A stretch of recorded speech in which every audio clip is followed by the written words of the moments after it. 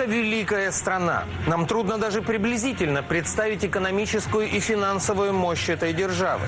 Бюджет России и США отличается на несколько нулей. Расходы на оборону, медицину, образование просто несопоставимы. И нация, которая сумела заработать такие деньги для себя и своих детей, без сомнения, достойна всякого уважения. Принято считать, что своим благополучием американцы обязаны только своей предприимчивости и трудолюбию. Это правда, но только правда не вся. Любопытно происхождение этой небывалой финансовой мощи. И для того, чтобы ответить на этот вопрос, стоит отправиться в 1944 год. Это элитный отель «Маунт Вашингтон». Он находится в курортном местечке штата Нью-Хэмпшир. 1 июля 1944 года сюда съехались представители 44 стран. На повестке дня стоял только один вопрос: какой будет мировая экономика после войны? Об этом мало кто знает, но представители США тогда без стеснения заявили, что теперь, раз в СССР разруха и коммунизм, а в Европе недобитые нацисты и тоже разруха, обеспечивать мировую валюту золотом должна только Америка. Другими словами, они предложили строить послевоенную экономику на базе собственной валюты. Что это означало для других стран? Что доллар для мировой экономики теперь главные деньги. Что именно в долларовом эквиваленте все страны должны считать свой капитал. Что именно в долларах будет идти международная торговля. И что расплачиваться можно только золотом или долларами. И больше никак.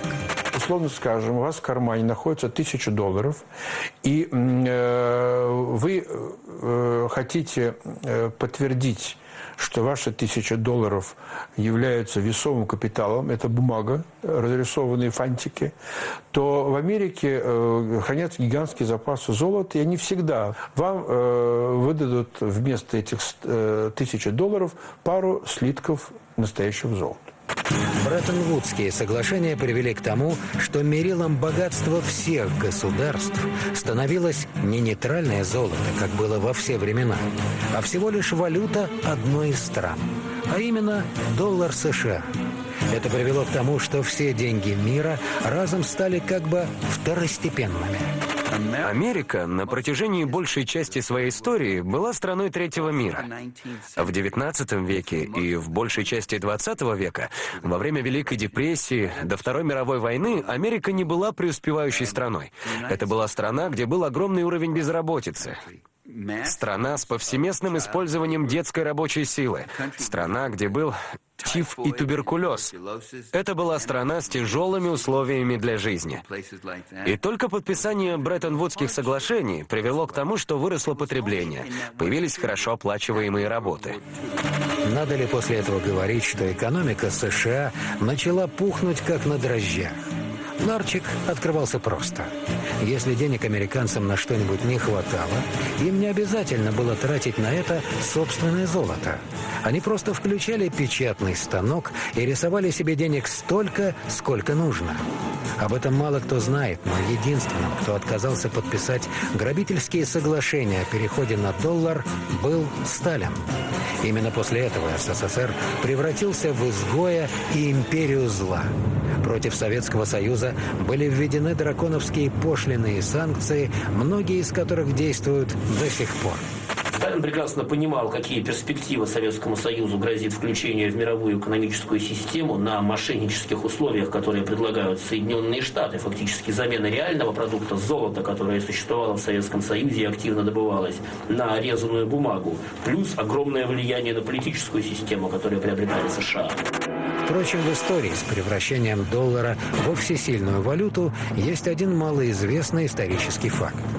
Президент Франции Шарль де Голль, понимая, в какую кабалу американцы ввергли страны Европы, однажды попытался обменять обратно свои американские доллары, которыми владела страна, на золото, которое хранилось после войны в Федеральной резервной системе США. Требование было справедливым. Формально любой желающий имел право поменять свои доллары на золото. Но фактически, конечно, никто возвращать золото обратно не собирался.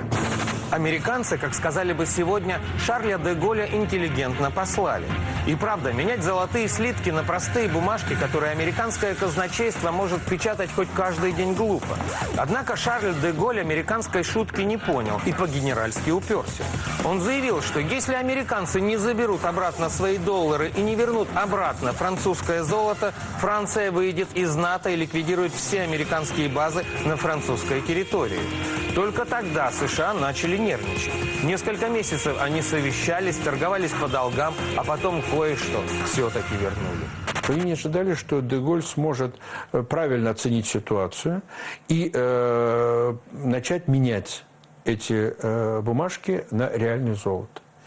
И когда де Голль несколько таких провел операций успешно, им отгружали кораблями золото, и это золото прибывало во Францию через океан, то всем стало понятно, что это для европейцев хорошая перспектива, а для американцев стало понятно, что это невыгодно.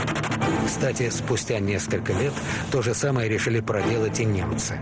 Они захотели обменять накопленные страной доллары на золотые слитки, хранящиеся в ФРС США. Но не тут-то было. То, что удалось генералу де Голлю, у немцев уже не прошло. США просто отказались от своих обязательств по золотому обеспечению доллара, и немцы настаивать не стали. Не просить же им в самом деле защиты у Москвы. Американцы вовремя спохватились, и де Голлю дали обязательства с американской стороны на данную тему, а немцы не успели. И если бы немцы посуетились бы раньше, ну, потом немцы были в послевоенной Европе в неком подчиненном положении по отношению к американцам. Они не были той историей равноправным и великим союзником, как им была Франция. Америка – великая страна, но мощь Америки – это не только деньги, которые умеет зарабатывать лучше других. Это еще и своеобразие внешней политики, отточенное до заоблачных высот цинизма. Обратите внимание, именно Америка сбросила на Японию атомные бомбы, хотя в этом не было никакой необходимости. Но сегодня Япония – ближайший союзник США. Более того, в России мало кто об этом знает, и, как говорится, слава богу, но по опросам большая часть молодых японцев сегодня искренне убеждена, что атомные бомбы сбросил на Японию Советский Союз. И вряд ли стоит сомневаться в том, что захватчиками афганской земли в историю тоже войдет Советский Союз, но никак не Америка.